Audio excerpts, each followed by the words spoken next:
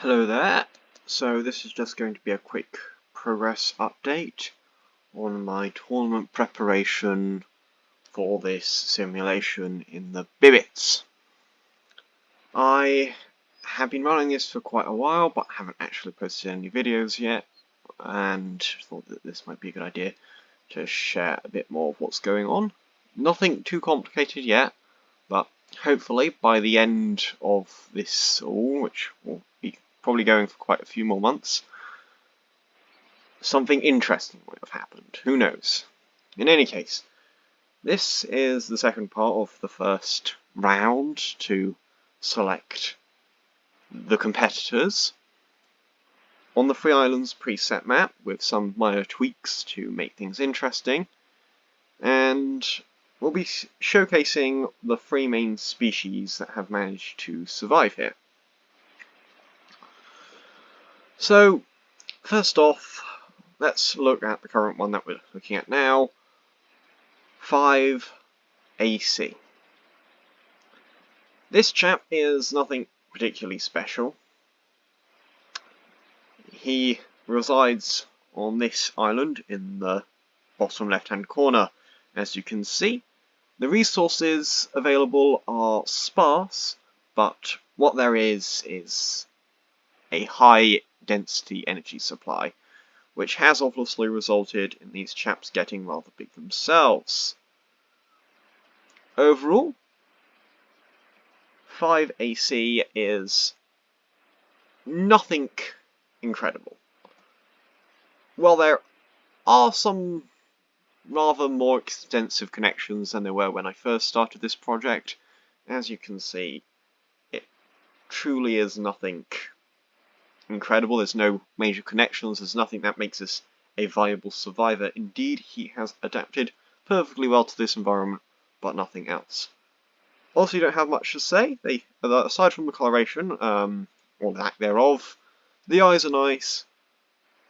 Really, there's not much else to particularly point out, as you can look at here, all the various stats if you, for some reason, are interested. In any case, let's move on to something a bit more interesting. Oh, and I do apologise, this isn't 5AC. I've been calling him something completely wrong. This is 14M.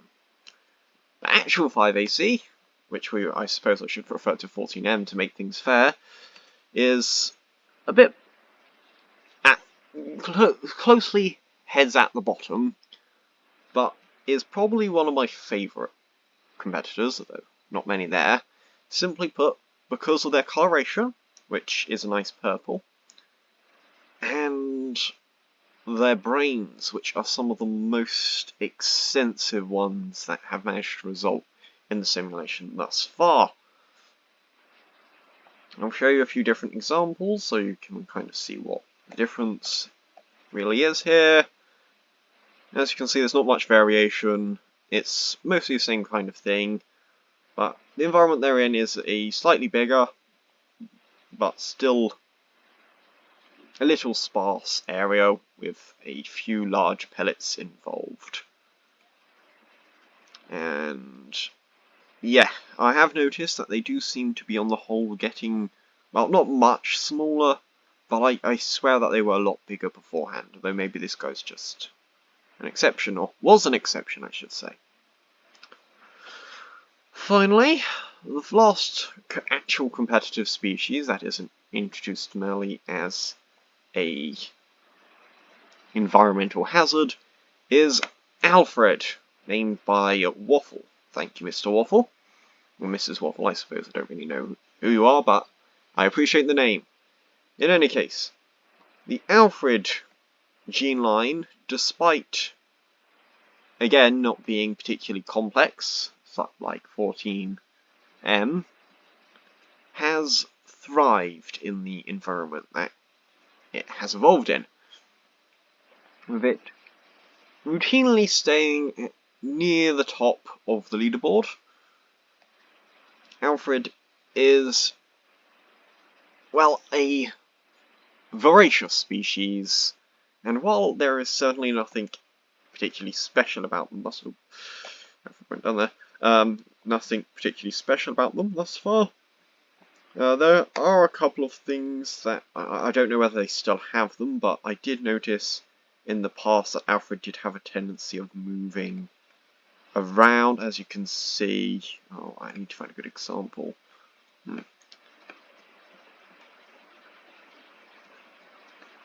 But in any case, Alfred has a tendency to move towards the left. I wish I could show you exactly what this entails, but essentially whenever Alfred leaves into the void area, he usually comes back in short order simply because of this particular behaviour. As you can see there, that chap over here had a little swerve to the left, though that could have been vision. I didn't get a good look. Well, if I do get a good recording, I will share it with you. Oh wait, here we go. So as you can see, this chap is heading off into the deep void of space, but actually, no, he is turning heavily to his left, and the slow, gradual curve is exactly what is required for him to eventually return to the mainland. Or he would, that happens sometimes as well.